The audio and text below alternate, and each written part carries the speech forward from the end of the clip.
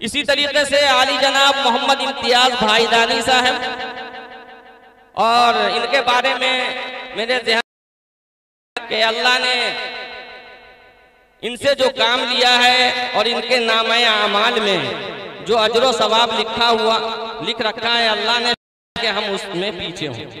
पहले इनका अल्लाह ने ईमान की दौलत से नवाजा और उसके बाद फिर इस्माइलियों में दावत व तबलीग का काम शुरू किया। सैकड़ों लोग उनके हाथ पर मुसलमान और जारी है। मदरसे का जब भी कोई काम होता है तो इम्तियाज भाई को फोन किया जाता है, वो हाजिर रहते हैं और खुद से नहीं तो फिर दूसरे से दिलाते हैं। याद आ रहे हैं दारुल सबीलुस सलाम के नायब शेखुल हदीस हजरत मौलाना मोहम्मद फजलुर रहमान कासमी साहब दामत बरकातुहुम, जो हजरत मौलाना खालिद सैफुल्लाह रहमानी साहब के भी उस्ताद थे। वो फरमाया करते थे, दे दो दिला दो या देने वाले का पता बता दो। फरमाया करते थे, दे दो दिला दो या देने वाले का पता बता दो। तो यही जुमला मैं इन हजरात से भी कहता हूँ कि दे दीजिए, दिला दीजिए, देने वाले का पता बता दीजिए। लेकिन अल्लाह का शुक्र है कि इन हजरात को पता बताने की जरूरत नहीं पड़ती है, ये खुद देते हैं या दिला देते हैं। इस महल्ले के बुजुर्गों का भी बड़ा ताउन रहा है। आली जनाब हाफिज मोहम्मद जावेद साहब, आली जनाब यहया साहब, चांद भाई साहब, गौस साहब कुरैशी और गौस साहब लकड़ी वाले, ये सब हजरात लगे रहते हैं, माशाल्लाह ताउन करते रहते हैं। इसी तरीके से यहाँ के मुआविनीन में एक नाम है आली जनाब सैयद हाजी साहब। आली जनाब सैयद हाजी साहब भी इस इदारे से बहुत गहरा ताल्लुक़ रखते हैं, मोहब्बत का इजहार फरमाते रहते हैं। कभी बुलाने के बाद कभी बिन बुलाए मोहब्बत का इजहार करने के लिए तशरीफ़ लाते रहते हैं। और अल्लाह का फजल करम है, उन्होंने अपने एक बच्चे को यहाँ मदरसे में दाखिल किया और यहाँ से वो हाफिज कुरान बनकर निकला। आज खैरुल मदारिस में शोबे अरबी में ज़ेरे तालीम। आली जनाब मोहम्मद फैयाजुद्दीन साहब भी तशरीफ फरमा है, इनका भी बड़ा ताउन इस इदारे को हासिल है। हमारे आली जनाब अजीम भाई, सिद्दीक भाई, सादिक भाई, ये सब हजरात ताउन करते हैं। अल्लाह ताला इन सबको जज़ाए खैर अता फरमाए। हजरत मुफ्ती साहब की तबीयत बहुत नासाज है और डायलिसिस के मरहले से गुजर रहे हैं, इसलिए मैंने हजरत से दरख्वास्त की कि ऐन जब हिफ्ज़ कुरान की तकमील का वक्त आएगा उस वक्त आपको जहमत दी जाएगी, ताकि 20 से 25 मिनट में पूरा काम हो जाए और हजरत की राहत व आराम का ख्याल रखा जाए। तो इंशाअल्लाह हजरत को बुलाया जाएगा।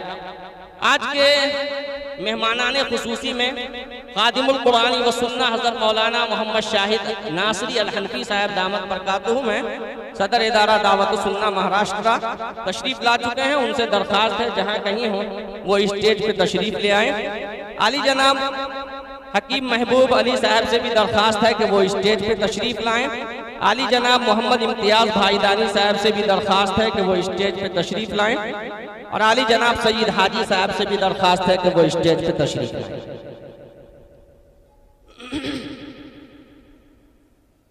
हजरात गिरामी क़द्र, हर साल हुफ़ाज़े किराम को गिरा क़द्र इनामात से भी नवाजा जाता है। प्यारे आका सल्लल्लाहु अलैहि वसल्लम की एक मुबारक हदीस शरीफ है, 3 काम करना अल्लाह की ताज़ीम करना है। नंबर 1 उम्र रसीदा मर्दो ख़वातीन की इज्जत करना, उनका एहतराम करना, उनके साथ हुस्ने सुलूक से पेश आना, ये अल्लाह की ताज़ीम है, ये अल्लाह की ताज़ीम है। कुरान करीम याद करने वालों की इज्जत करना और उनका एहतराम करना, ये भी अल्लाह की ताज़ीम है। लिहाजा हर साल हुफ़ाज़े किराम की ताज़ीम की जाती है और उनका एज़ाज़ व इकराम किया जाता है, उन्हें गिरा क़द्र इनामात भी पेश किए जाते हैं। अल्लाह रब्बुल इज़्ज़त ने कुरान करीम में इरशाद फरमाया, लइन शकरतुम लअज़ीदन्नकुम, अगर तुम अल्लाह का शुक्र अदा करोगे तो अल्लाह ताला और ज्यादा नवाजेंगे। और अल्लाह ताला ने शुक्रगुजार बनने के लिए एक दुआ भी सिखाई है कुरान करीम में, 2 मकाम पे है, रब्बी औज़िअनी अन अश्कुरा निअमतक अल्लती अनअमत अलैया। ऐ अल्लाह मुझे ऐसी तौफीक अता फरमाइए ताकि मैं आपकी नेमत का शुक्र अदा करूं। ये दुआ भी अल्लाह ताला ने सिखाई है। लिहाजा अल्लाह का शुक्र अदा करना, उससे मजीद तरक्की हासिल होती है। लेकिन रसूलुल्लाह वसल्लम ने अबू दाऊद शरीफ की एक हदीस शरीफ में इरशाद फरमाया, मल्लम यशकुरिन्नास लम यशकुरिल्लाह। अगर कोई आदमी एहसान का मामला करे, हुस्न सुलूक का मामला करे और उसका शुक्र अदा ना किया जाए, तो गोया के जिस पर एहसान किया गया है उसने अल्लाह का शुक्र अदा नहीं किया। जितने उलमा हैं, जितने कायदीन हैं, जितने बुजुर्गान दीन हैं और जिस एतबार से भी कौम व मिल्लत की खिदमत में मसरूफ हैं, वो सब के सब मुहसिन हैं, वो सब के सब बार बार एहसान कर रहे हैं। लिहाजा उनका शुक्रिया अदा होना चाहिए, उनसे मोहब्बत का इजहार होना चाहिए, उनकी ताज़ीम और तकरीम होनी चाहिए। इसलिए इस साल इदारे ने फैसला किया कि चंद अहम शख्सियात को मुंतखब किया जाए जो किसी न किसी फन में, दीन की खिदमत में, कौम व मिल्लत की खिदमत में मसरूफ हैं। उनका ज़बानी भी शुक्रिया अदा किया जाए और अमली तौर पर भी शुक्र व सिफात का उनके सामने इजहार किया जाए। और उसकी शक्ल ये इख्तियार की गई है कि उनकी खिदमत में अवार्ड पेश किया जाए।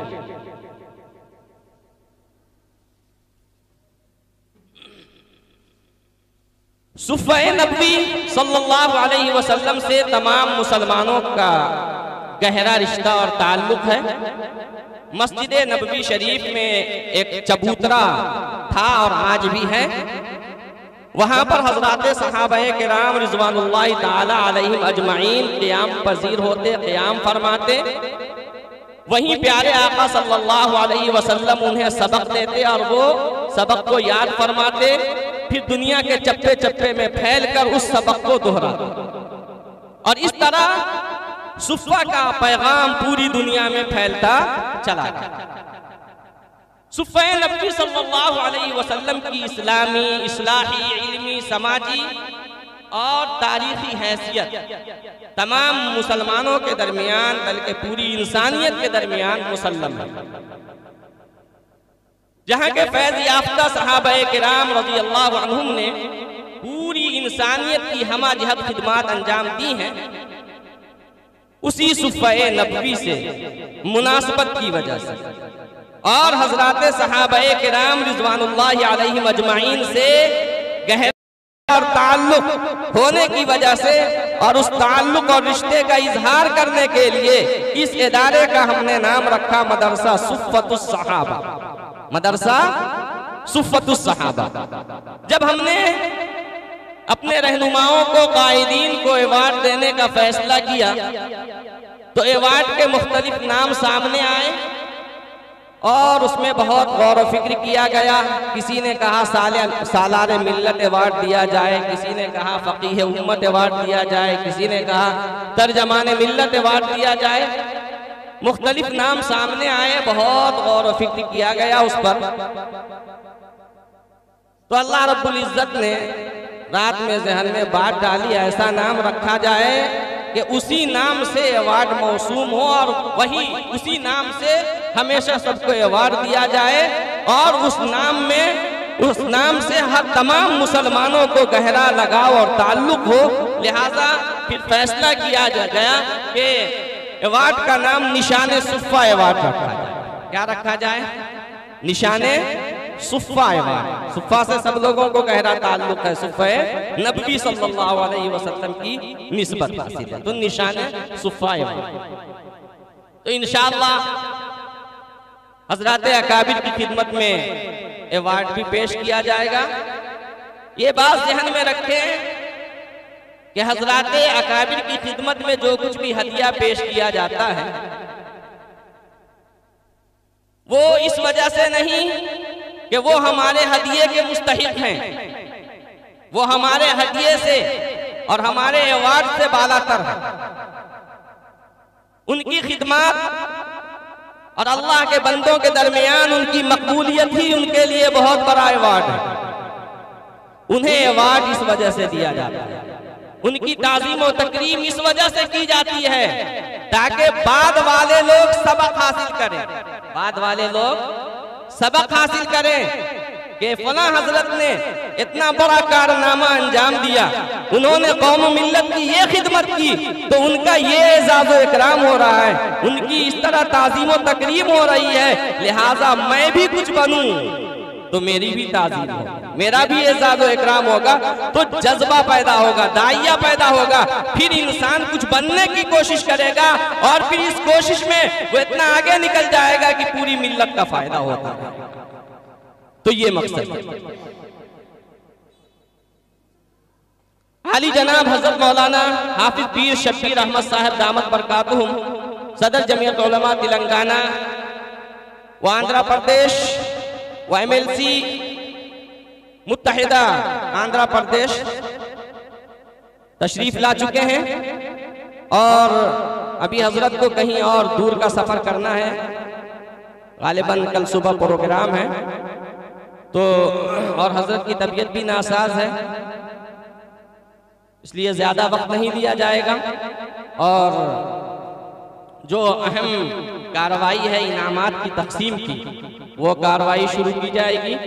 इससे कबल मैं कार्रवाई शुरू करने से पहले इस कार्रवाई का आगाज करने के लिए, जलसे का आगाज करने के लिए बिरादर मुकर्रम हजरत मौलाना मुफ्ती मोहम्मद साजिद नासरी दामत बरकातुहुम से गुजारिश करता हूँ कि वो आएँ और कुरान करीम की तिलावत से आगाज फरमाएं।